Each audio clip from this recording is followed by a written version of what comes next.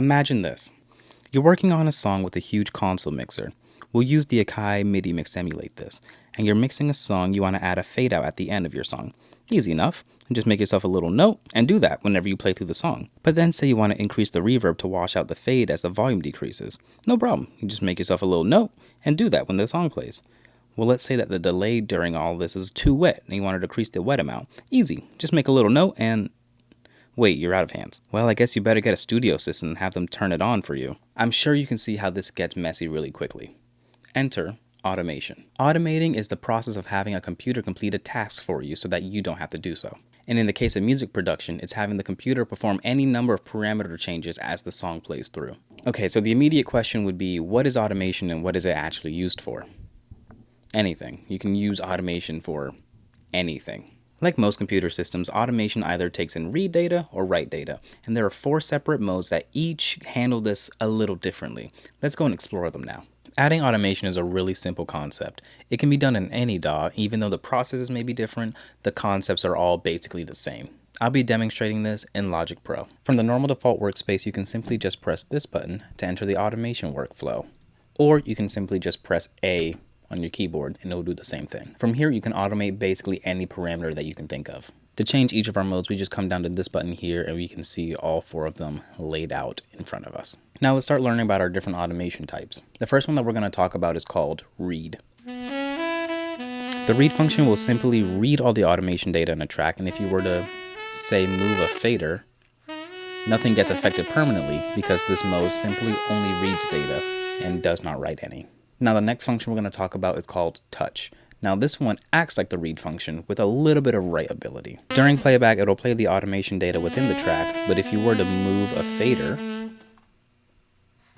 those movements will get recorded, and once that movement stops, the track will move back to the existing data. You can use this to add little touch-ups to the automation, hence the name. The next mode we'll talk about is called latch. Latch is going to take the same general concept as the touch function, but take it one step further. As with touch, the playback will play over the existing automation data and record new data when a parameter is moved. However, when the parameter is released, latch will latch on to the last input and record over all the data that follows. Write mode is the most in-depth and intense mode that automation has to offer, as it has no readability whatsoever. Write is actually so intense that it actually gives you a warning before you open it. Playback and write mode will overwrite everything that was previously in the track, whether you touch a parameter or not. This is simply just me playing the track. In most cases, it's probably safer to use touch or latch, but write does have its place. Those are really the basics of automation. So now, let's see how we can use it in a more creative fashion to enhance our production. A simple but effective way to use automation is to automate the panning of an instrument. So let's say we have this pretty simple drum beat here.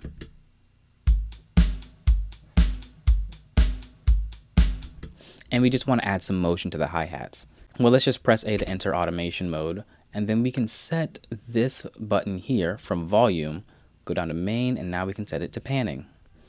Now let's just draw in some separate automation curves. And now let's play it back.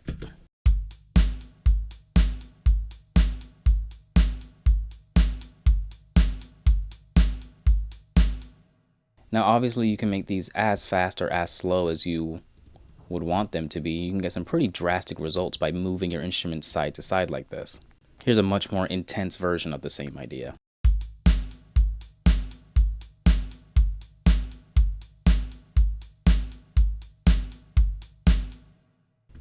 And obviously this can be done with any instrument too. And there you go, a little more interest, a little more motion in your track, and all you need to do is draw in some lines. Another idea you can do with automation is to automate the tempos of tracks. Now, if we actually enter the automation workflow and we go and search, we actually cannot automate tempo from the normal tracks. And that's because automation is a global thing. So we can't automate it on a track by track basis. So what we can do is we can press Command-Shift-T to pull up our track, our tempo track. And now we can make a point where we want to start the automation and a point where we want to end it, and we can make this, let's say, like 150. And now you'll see this little dot right here. We can just pull that right on over. And now look at that. We can automate our tempo to increase.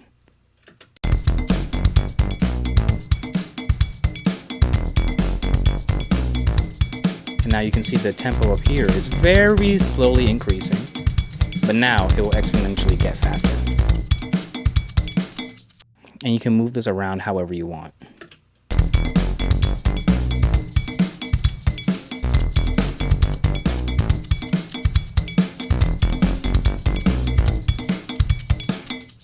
And that's tempo automation. Oh, by the way, that video is actually Michael Jackson's Working Day and Night, which I broke down in this video over here. One of my favorite things to do is to automate the filter of a track, which puts a lot of energy right back into it. Let's talk about how to do that. So let's enter our automation workflow here, and you'll see I actually have a lot of automation in here already. You'll notice right here I have cutoff, which is from the auto filter. So now, if we play this track,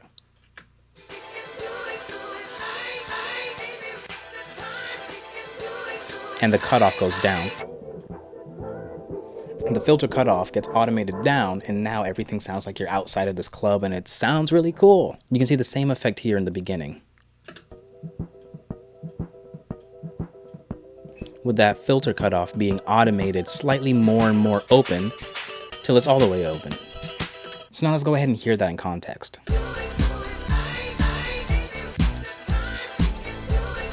Now the filter down.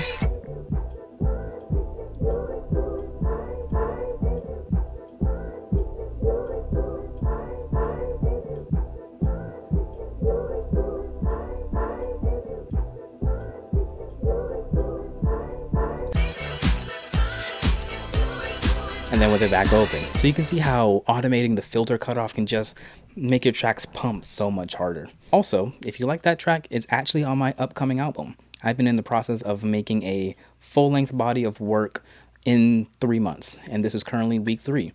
So if you want to keep up with that and hear more tracks like this, subscribe. I've been posting album updates every Tuesday to this channel and also to my Instagram, TikTok, and Twitter accounts. So go ahead and give me a follow for more tunes like this one. Now this next one's a very minor example, but it's a very important one, which is automating volume. This is the sax solo I wrote for the How to Write a Sax Solo video. And at this one part here, I played just a little too loud. I wanted to pull that down just a little bit, so I turned automation down to about -9 dB. And that immediately just sounded more balanced to me. This is just a minor example, but you can do this on a grand scale with tons of tracks and tons of things going on. And that's basically everything you need to know about automation. It's a very deceptively powerful tool, but used right, you can add a lot of extra context and a lot of extra textures and flavors to your tracks.